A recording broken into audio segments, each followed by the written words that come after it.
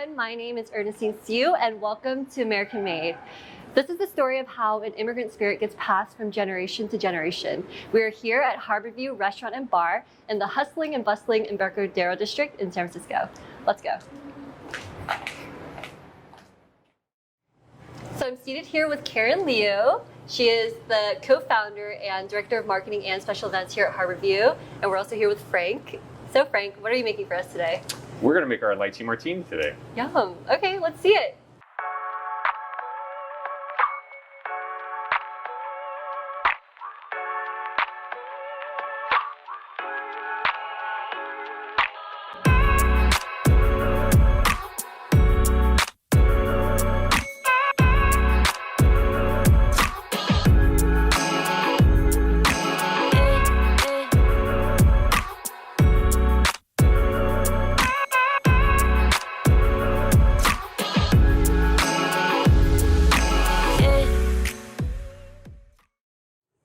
Here we are. Wow. Our lychee martinis. Oh my gosh, this looks delicious.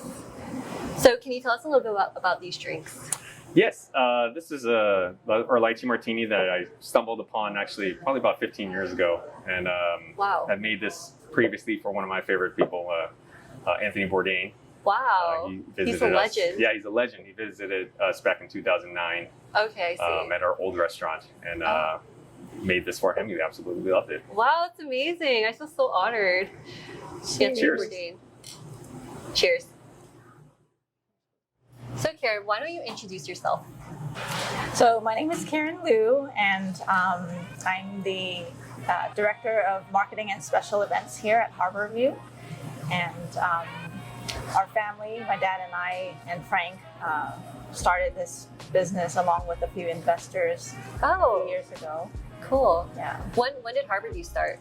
We opened in November 2018. Okay, very recent. Yeah. Yeah, well, I'd love to take it back to the beginning. You know, everyone knows in San Francisco that your dad's a legend. He started the historic R&G Lounge in San Francisco in Chinatown, right? And I know you guys serve more traditional Chinese cuisine there. And he ran the place for over 30 years. So I'm just wondering, what was that like watching him pursue his American dream? How has that changed your view of, you know, just being an American, having your own American dream? So he came from Hong Kong in 1975, and he came here with nothing, absolutely nothing. Wow. And he worked in Chinatown at a few different Chinese restaurants, and then he started his own dim sum wholesale business. But then in 1985, there was an opportunity to start a new restaurant, and which he did with a partner. And he, you know, from ground zero all the way to when we left in 2018, you know, the restaurant grew quite a bit. What was that like growing up, watching your dad as an immigrant, right?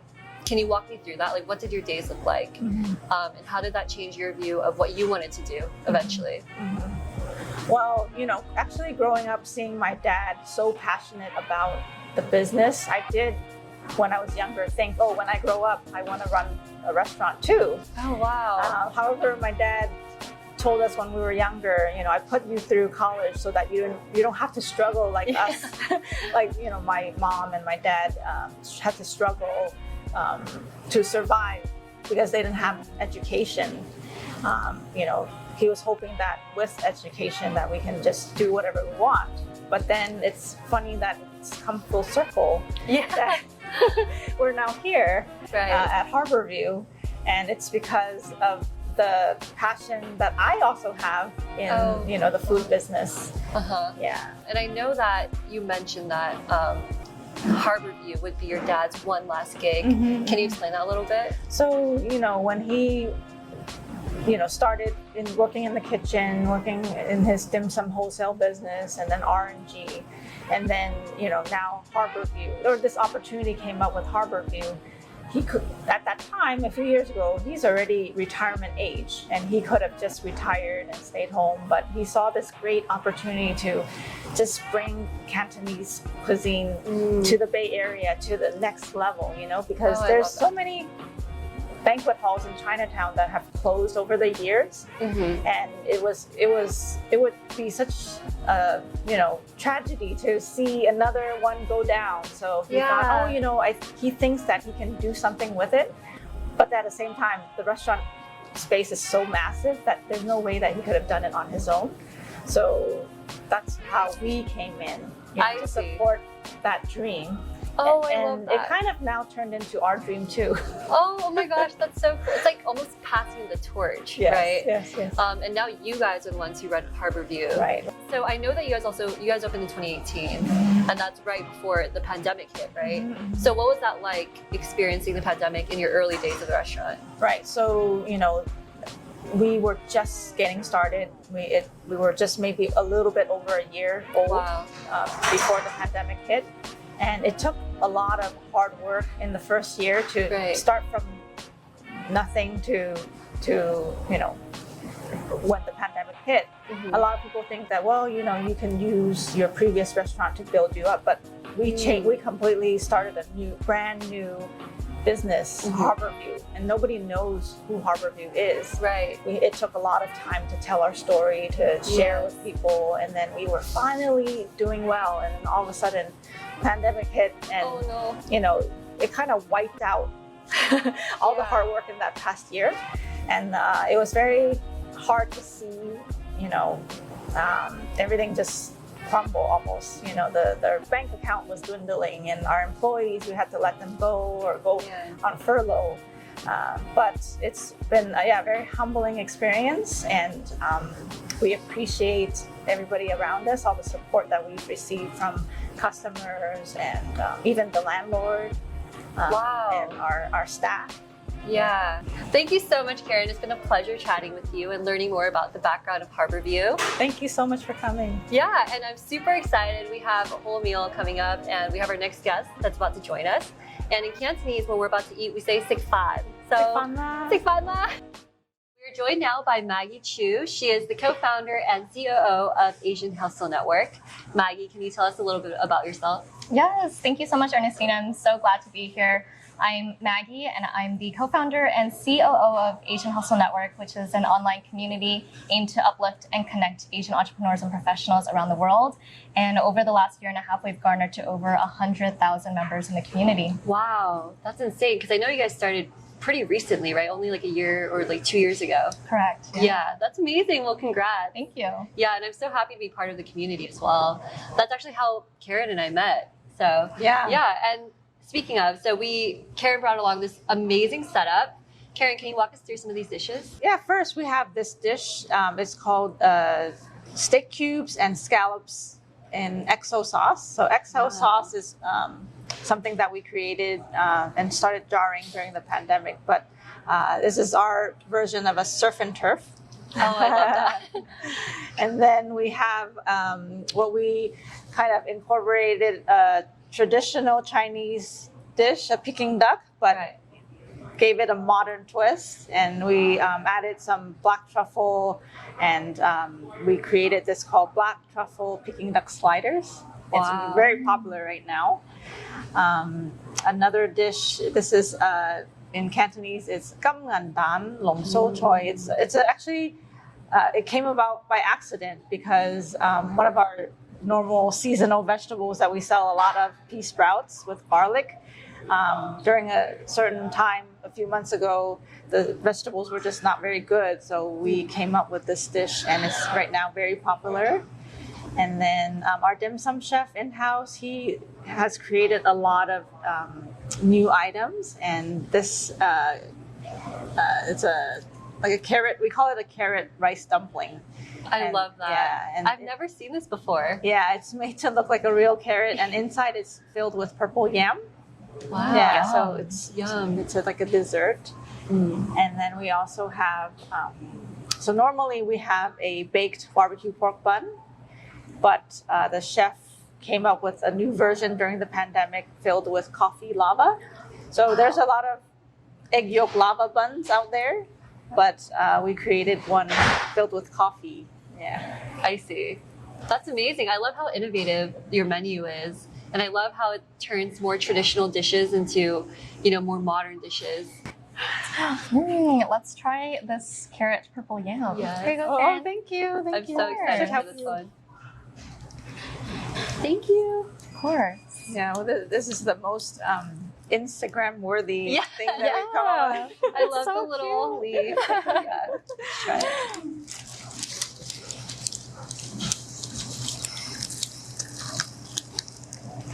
Wow. It's very crispy. Wow. It's so good. This is delicious. The skin reminds me of the hamsai got. Yes. I was just going to say that. So the Peking duck sliders comes with cucumber and a little bit of green onion. And since we already incorporated the sauce in there, you don't need the extra hoisin sauce that you Oh, usually wow. get I with see. Peking duck. So convenient. Yeah. Maybe you can bring your plates. Thank you. Wow. It's like a little hamburger. Exactly. Don't be afraid to use your hands. That's how we do it here. Yes. Oh, it's so soft. I know. Wow. Wow. That's so very good. crispy. Yeah, it's very crispy. That's the first thing I thought of. Yeah. You can definitely taste the sauce in there. I think the cucumber adds some freshness.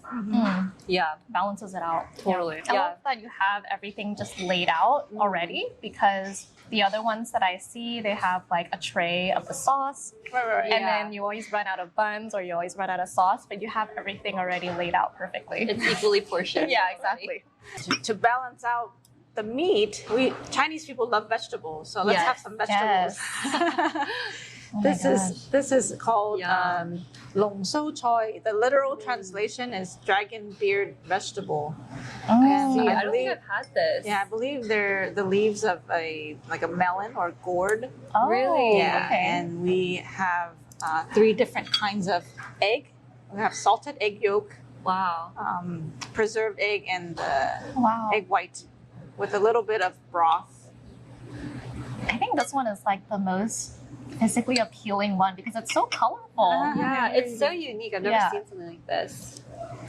And when you say that Chinese people love to eat vegetables, that's so true because my mom is always like "siktori choy, Siktori siktori choy, choy," yeah, which means like exactly. eat more vegetables Exactly. in Cantonese. Yeah, so it's a good balance. Yeah. Yeah. I love the idea of the 3 eggs Yeah. and like 3 different textures and styles. That's super cool. Thank you, Karen. You're welcome.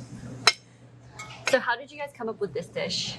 Oh, I think it's in Cantonese cuisine. They have this Oh, style. It's okay. just this vegetable became one of our now signature dishes by accident because pea sprout was not in season, a little while ago, or at least the quality was not very good. Right. So we just came up with You adapt. yeah. Exactly. I love it. Yeah. I love it's just kind of sitting on like a bed of broth as well. Yeah. Because I love drinking the broth that you get from vegetables. It's just so clear and like, Yeah. refreshing.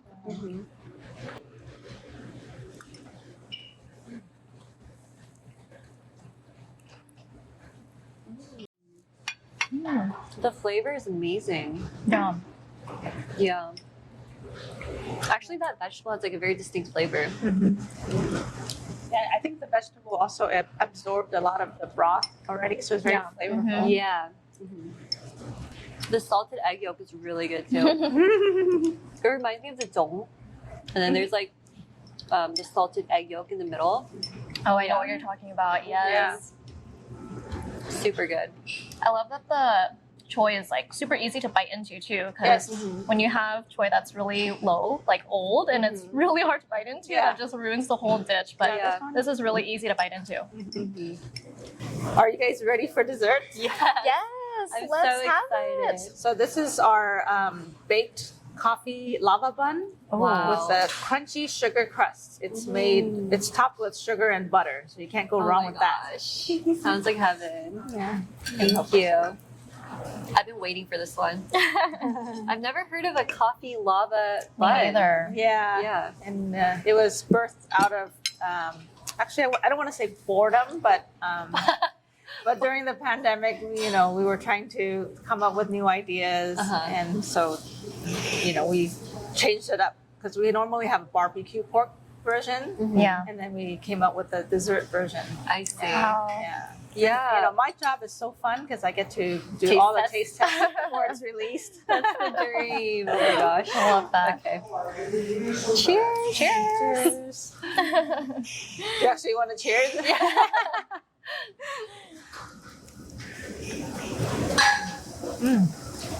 Wow, that sugar crust is amazing. Wow. It's really soft. Yeah. When you get to the coffee part, it's definitely really rich.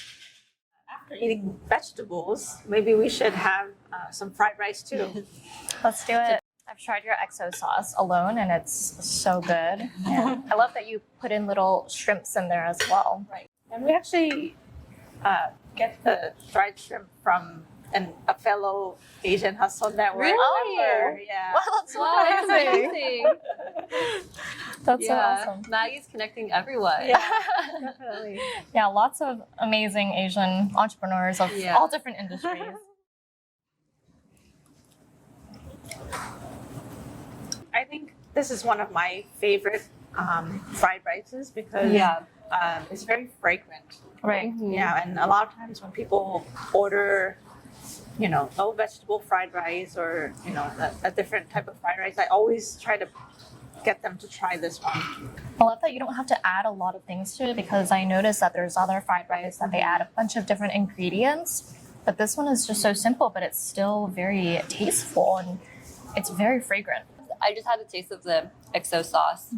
The scallops.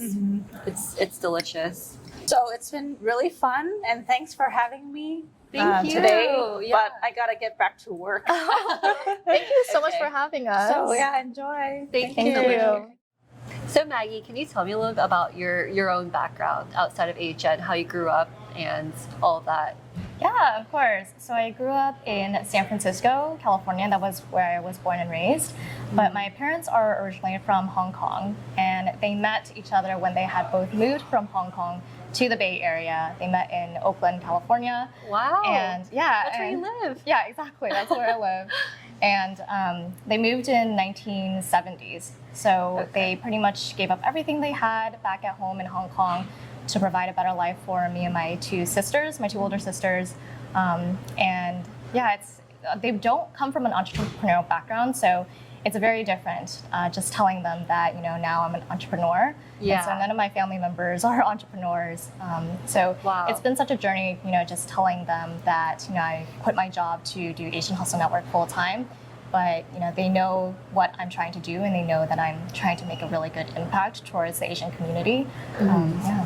So what made you want to go full time with AHN, and what were you doing before that? Yeah, that's a really good question. So I was working in tech before. I was doing finance and marketing, but I had always felt like I wanted to do something more, and I didn't feel like I really had a voice in tech. I always felt like, in meeting rooms, I would always be the only, petite Asian girl. And every time I spoke up, I never felt like I was being heard. But as I was working on Asian Hustle Network, so I was working on AHN and I was working in tech side by side, but I felt like I had more of my voice to exercise while I was working in AHN. I felt like I had a platform to share my voice, right? Right. And I think the most important thing is to place yourself in an environment where you can thrive. But I didn't feel like I was in an environment where I can thrive working in tech as opposed to working in Asian Hustle Network. I've never felt anything like that before. And I think the first time that I felt like that was when we hosted our Los Angeles event for Asian Hustle Network, and I was just in front of 300 people giving a speech. And that was the first time that I had ever delivered a speech to that many people. I gosh. didn't have any experience doing public speaking, but at the same time, I for some reason didn't even feel nervous because I knew what the message was that I wanted to convey to the Yes. audience, and I did feel like I had a voice. And I think that was the main reason why I wanted to quit and pursue Asian Hustle Network full time. That's incredible because now Asian Hustle Network is full of super outspoken Asian Americans, right? And I feel like you guys completely represent the new Asian American. And I think that's also what's so special about being the daughter of an immigrant, right? Being like the first generation to be born in America and watching your parents work so hard and watching that grit. And I feel like you learn all of these skills and just these inherent things that are part of you because you've seen what your parents have gone through. So I guess another question I have is, what was that like watching your parents growing up, as immigrants? Yeah, I mean, watching them, work so hard. My mother, she worked several different jobs. She was working in factories. She was working in electronic companies. She was working as a waitress. And she often told me that, many times the customers that would come into the restaurants didn't treat her very respectfully, right? And then my father worked in a printing company for over 40 years consecutively, right? Wow. And I could just see my parents work so hard to deliver a better future for me and my two sisters. And they would always try to save money as much as they could. My father didn't make a lot of money, so he would always try to save money, and he would always tell us to turn off the lights while we're at home if we're not using them. He would always tell us not to turn on the heater, to do everything that he could to be frugal, right? And it really put things into perspective for me. I never really understood, why my father was always trying to save money here and there, and my father was so strict on everything, including school, including, how we behaved in school and classes. But now I could see that all they wanted was to provide a better life for us. Right. They always wanted us to go to school, graduate, have a 9-to-5, and then retire at the age of 65, right? That was always the path that we were told to have. And we were never told to be an entrepreneur or to discover, what we're passionate about. And I think that now that I understand that, it's not that they were trying to force us into a path, it's just that that was the only thing that they knew. We only had several different options, was to be an engineer or a doctor or an accountant or a lawyer, right? And that was just all they knew. They wanted stability for us, and they didn't want us to go into routes where there was a lot of instability, right? Right. Yeah. Because especially they didn't have that stability, right? Being immigrants, it's inherently unstable, Right. and inherently uncertain. So I think that's one thing I learned growing up is that what your parents went through, like they just have different fears than you do. So they encourage you to go into more stable paths. But this is like the new generation of Asian Americans, like creating their own paths and being the entrepreneurs of their own lives, right? And that's what Asian Hustle Network is filled with. So what is that like, being surrounded by all these incredible people? What has that taught you? And what are some qualities that you think would really carry on to the next generation and really help Asian Americans gain their footing in America? Oh, that's a really great question. Just to kind of give you some context as to why we started Asian Hustle Network in the first place, it was in November of 2019 where Brian and I, my co-founder Brian, we always went to real estate meetups. We always went to networking events and conferences, but we would always see the same thing over and over again, where there would be a panel of speakers, but none of them were of Asian descent. And we would see this over and over again. And we knew that Asians were often underrepresented in many different industries. And we also went to Tokyo one year. We visited the Meiji Shrine, and at the Meiji Shrine, you would see visitors write on a wooden placard their wishes, their dreams, and then they would hang them on a tree. And we realized that everyone has their own story, and that story is unique to that one person. Right. And we really loved this concept, and we thought storytelling is the only way to really connect with others, right? And we wanted to create a platform where people can share their stories about their Asian identity, about their entrepreneurial journeys, about how their parents had immigrated here, about their struggles. And everyone started falling in love with these stories. And people started getting to know each other, learning about each other, finding business partners, finding very meaningful connections. And I believe that one thing that I've learned throughout this whole experience is that although the Asian community is very deeply fragmented, for example, we have the Vietnamese community, the Chinese community, Korean community, et cetera, I think that our parents had taught us to kind of just stick with who and what we know, because they come from generations of war, right? And so they tell us, just stick with your own people, right? Don't trust anyone. But now that we're living in a different generation now, we have to work with each other. We have to support each other. And I come to realize that we're all very much similar than we think. we're more similar than we are different, right? We all want the same things. We all go through the same struggles. We all want to succeed in life, to succeed in America or wherever we are, wherever we immigrated to, right? And we are better together as one, working together, supporting each other, than we are if we were to fight against each other, than we are if we were against each other, right?